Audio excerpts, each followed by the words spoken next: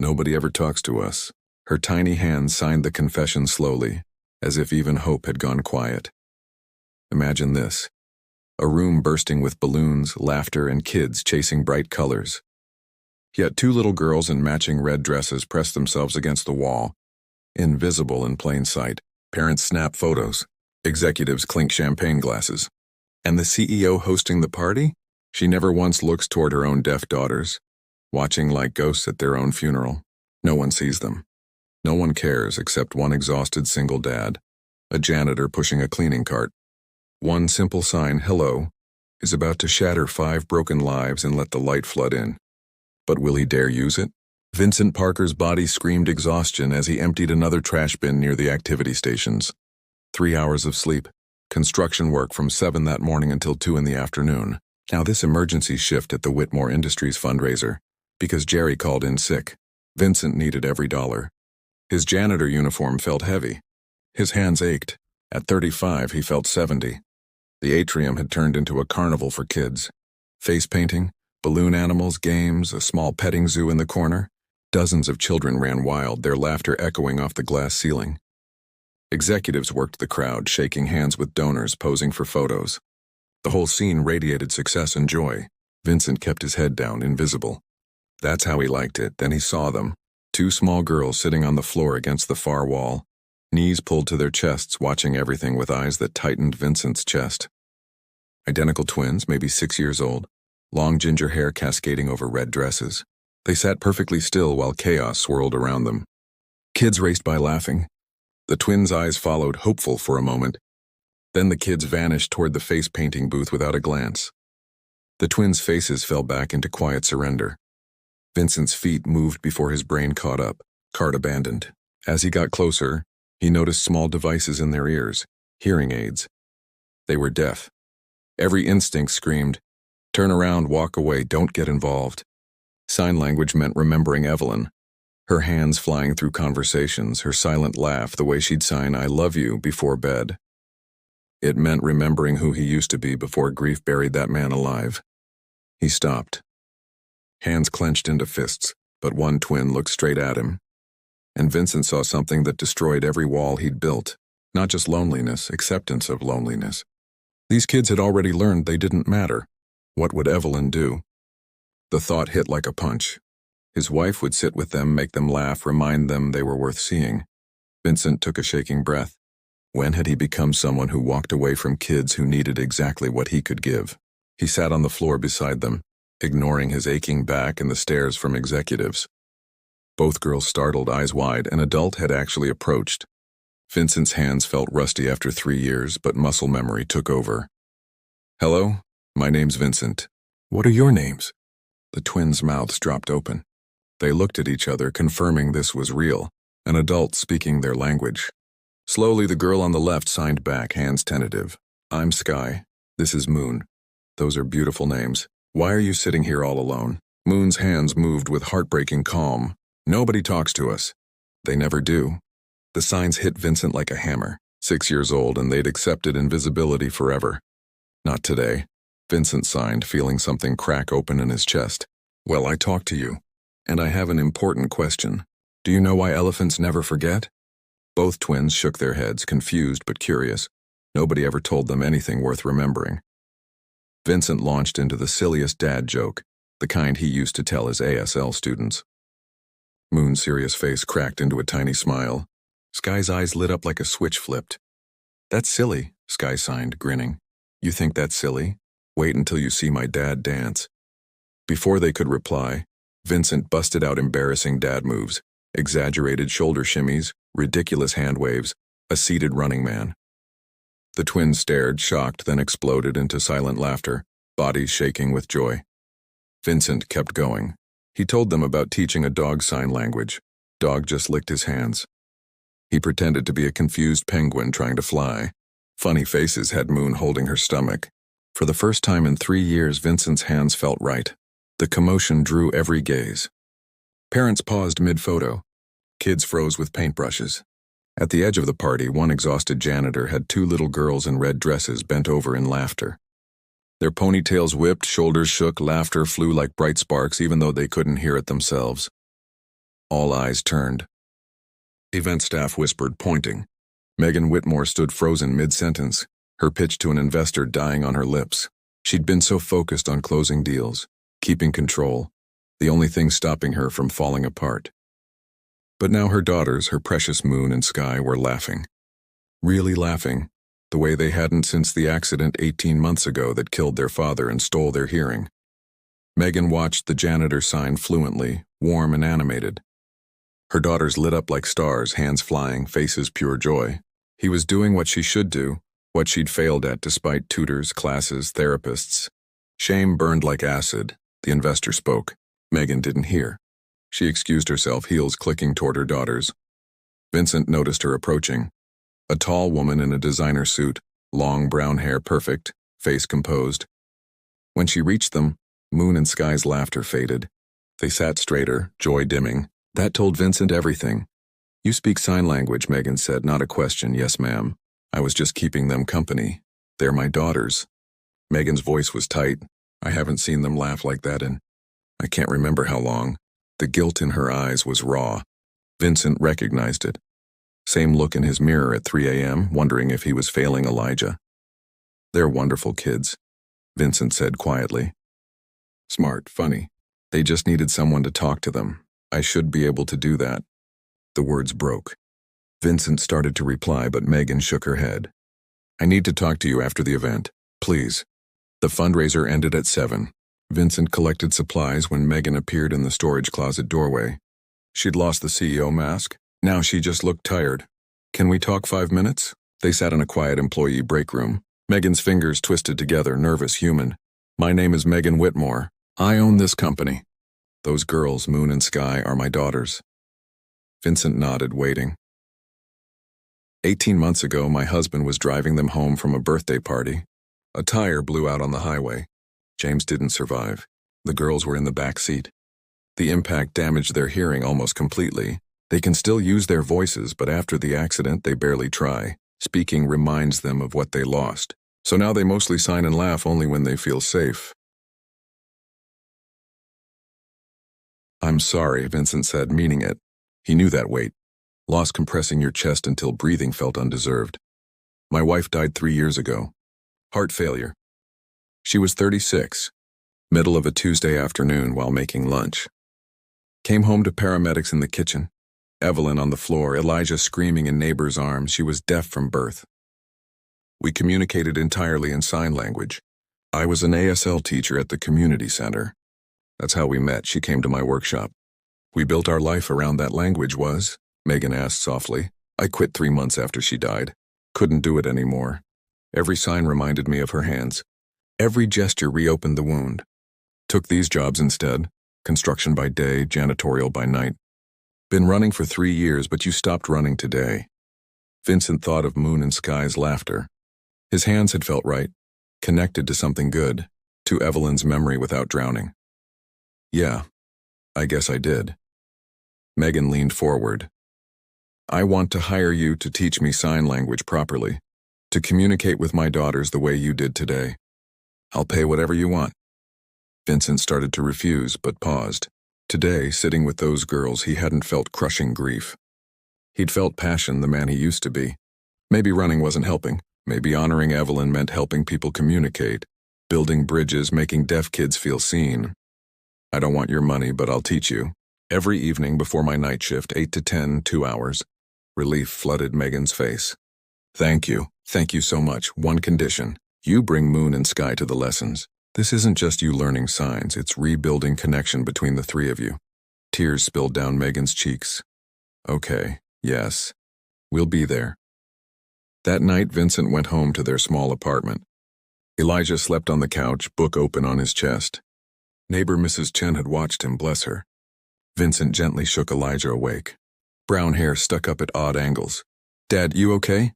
Vincent's hands moved slowly, hesitantly. Signs unused with his son in 3 years. "I met 2 little girls today. They reminded me Mom would want me to stop being afraid.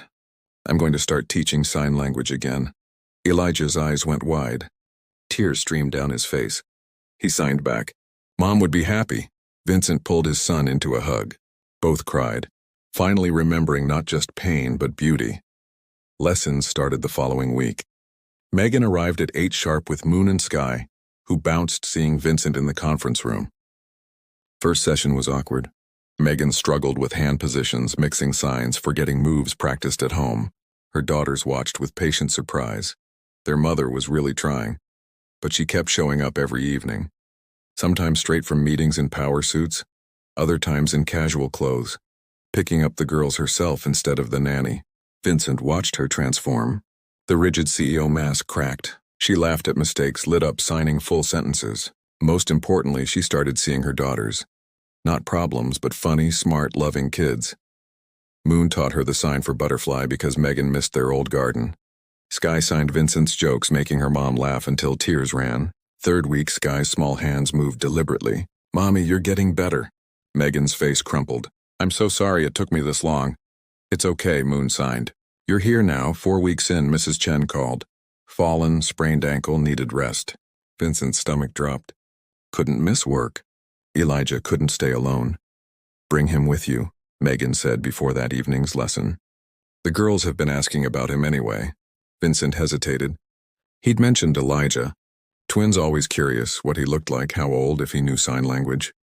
But mixing his broken life with this felt risky. "Vincent," Megan said gently. "It's okay. Really, bring him." That evening, Vincent arrived with Elijah clutching backpack straps, eyes huge in the gleaming lobby. "Dad, this place is fancy," Elijah whispered. "Wait until you see the conference room," Vincent said, heart hammering. What if the kids didn't get along? Moon and Sky practiced finger spelling. They looked up, eyes huge, seeing the boy with short brown hair. "This is my son Elijah," Vincent signed, pushing him forward. "Elijah, these are Moon and Sky." Elijah stood frozen. Vincent's chest tightened. His son hadn't played with kids much since Evelyn become quiet, withdrawn. Then Elijah's hands moved slowly, carefully, signs unseen in years. "Hello, my name is Elijah. Nice to meet you." Moon and Sky's faces exploded with delight. "You know sign language?" Sky signed excitedly. "My mom taught me." Elijah signed back, eyes glistening. "She was deaf like you."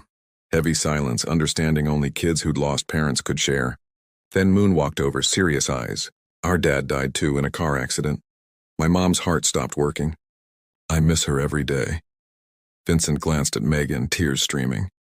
Both parents watched their children connect over shared grief, heartbreaking and beautiful. Then Sky signed something that lit Elijah's face. "Want to see us do handstands?" "We've been practicing. I can do handstands too." Heaviness lifted. 3 kids moved to open space, attempting handstands. Giggling, Moon and Sky silent, Elijah loud, competing who held longest. Vincent and Megan abandoned the lesson plan. Just watched, amazed. "I haven't seen him like this in 3 years." Vincent said quietly. "He's been so sad, withdrawn. Thought that was just who he was now." "They haven't had friends since the accident," Megan replied, voice thick. "Other kids don't know how to talk to them. They eat lunch alone, play alone." Thought that was how it would be. They watched Elijah teach a clapping game. Hands in complicated patterns, stumbling, laughing, trying again. "Your dad is funny," Moon signed to Elijah. "Told us an elephant joke." "My dad tells terrible jokes," Elijah signed, grinning. "Want the worst one?" "Why did the bicycle fall over?" "Because it was too tired." Moon and Sky groaned, laughed. Elijah looked proud. Vincent's heart could burst. Then Sky got serious. "Do you talk to your mom?" "Even though she's gone," Elijah nodded. "Sometimes at night I tell her about my day. Dad says it's okay, she can still hear somehow." "We talk to our dad too," Moon signed. "Mom says he's watching over us. Maybe they're together up there. Maybe they're friends now." The simple hope their lost parents' friends somewhere made both adults turn away, wiping eyes. Evening wound down. 3 children inseparable. Exchanged favorite colors. Elijah blue, Moon purple, Sky yellow. Favorite foods? Pizza supreme. Favorite animals? Dolphins, tigers, penguins debate. "Can Elijah come back next time?" Moon asked her mother, face hopeful. Megan looked at Vincent, who nodded. "I think that can be arranged." Leaving, all 3 hugged goodbye. Sky held Elijah extra long, making him blush. In the parking lot, Elijah slipped his hand into Vincent's, something not done since age 5. "Dad, those girls are really nice. Can we see them again? Not just at lessons." Vincent looked at his son's hopeful eyes, faint smile. "Yeah, buddy, we definitely can." That night after Elijah slept, Vincent sat in the dark living room and cried. Not grief, but relief, gratitude, hope. His son had laughed, made friends, remembered his mother without drowning. Maybe they were learning to live again. After that, everything changed. Elijah came to every lesson. Lessons became family time. Megan brought dinner. They ate together in the conference room, kids chattering in sign while adults watched with full hearts. Vincent turned down construction shifts. Money tighter, but Elijah needed him present more than cash. When Megan learned, she didn't just offer money, she created a real job. ASL coordinator for Whitmore Industries' new accessibility program. Salary, benefits, health insurance, regular hours. Develop training, work with HR, make the workplace truly inclusive. Megan, I can't. Yes, you can and you should. You're good at this, Vincent. Building bridges. You deserve stability. Elijah deserves a father who isn't exhausted. So Vincent accepted. For the first time in 3 years, he could breathe, be present, sleep more than 3 hours. The romance between him and Megan grew gradually, like spring after brutal winter. Quiet talks after kids slept during movie nights at Megan's. Coffee meetings no longer about sign language but everything else. Stolen glances, hands brushing, reaching for materials. Neither rushed. They'd both been married, carried ghosts deserving respect. But slowly they built something new. 5 months after the fundraiser, Saturday night at Megan's. Kids in the living room. Elijah teaching Moon and Sky a card game. They taught him theirs. Vincent stood in the kitchen doorway watching his son laugh with the twins. For the first time in 3 years, he felt whole, not healed. Grief didn't work that way. Evelyn's absence always tender. But he'd stopped running, learned to carry it alongside new joy. Megan slipped her hand into his. Happy? She signed with her free hand. Yes, Vincent signed back. Finally. That night, kids asleep in sleeping bags after camping-themed movie night. Megan and Vincent sat on the back porch under stars. I never thought I'd feel this again, Megan whispered. Complete, me neither. But maybe second chances look like this. Not replacing what we lost, but building new alongside memories. Megan leaned her head on his shoulder. James would have liked you. Evelyn would have loved you. Probably would have hit me for running from sign language 3 years. Megan laughed softly. She sounds amazing, she was. And so was James, from everything you've told me. I think they'd be happy we found each other. They sat in silence, listening to crickets, distant traffic. Two broken people fitting jagged pieces together in a way that worked. 24 months after the fundraiser, Vincent stood in Megan's backyard in a suit that fit, heart pounding as guests took seats. Elijah beside him in matching suit, fidgeting with tie. You nervous, Dad? Elijah signed. Terrified, Vincent signed back. Honestly? Good. Terrified, though. Moon and Sky appeared in matching pink dresses, bouquets, faces glowing. They took places opposite. Music started soft and sweet. Megan appeared at the aisle's end in simple white dress, wildflowers, radiant with happiness built over 2 years. Worth every moment. Ceremony short and sweet. Officiant spoke. Vincent barely heard. Too busy looking at Megan, their 3 children as witnesses. This impossible family from broken pieces. For vows, Megan's hands moved in sign as she spoke aloud, voice steady. Vincent, you taught me showing up is courage. Learning someone's language, really learning it, is love. You gave me back my daughters. Gave them the friend they needed in Elijah. Gave us all permission to grieve what we lost while choosing to build something beautiful. Vincent's hands shook, signing his vows. Megan, you taught me running from pain doesn't hurt less, it just misses the good stuff too. You and your daughters reminded me my hands were made for building bridges, not pushing away.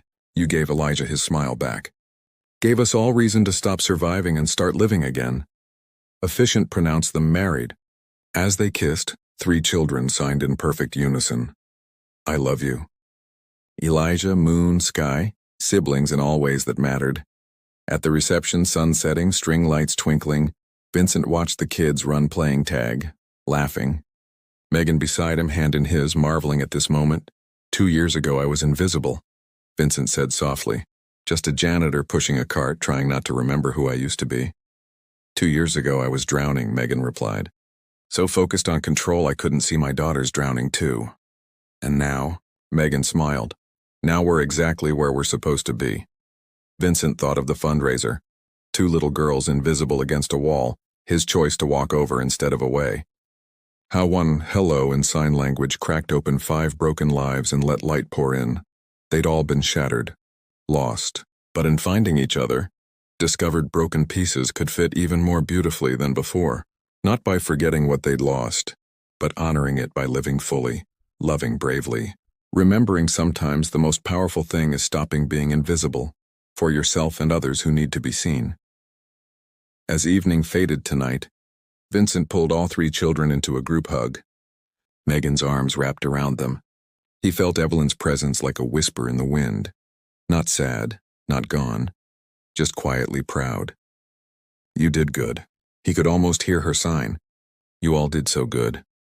For the first time since that terrible Tuesday 4 years ago when her heart stopped, Vincent believed it was true. If this story touched your heart the way it touched mine, if it reminded you second chances exist, broken doesn't mean beyond repair. Sometimes all someone needs is to be seen. Please don't let it end here. Let it remind you kindness still matters. Compassion still changes lives. Hope is never wasted. Subscribe and be part of our Soul Lift Stories family, where every story lifts the spirit and reminds us light always finds its way back. And if this moment moved you, share it, because sharing hope is the kindest thing we can do.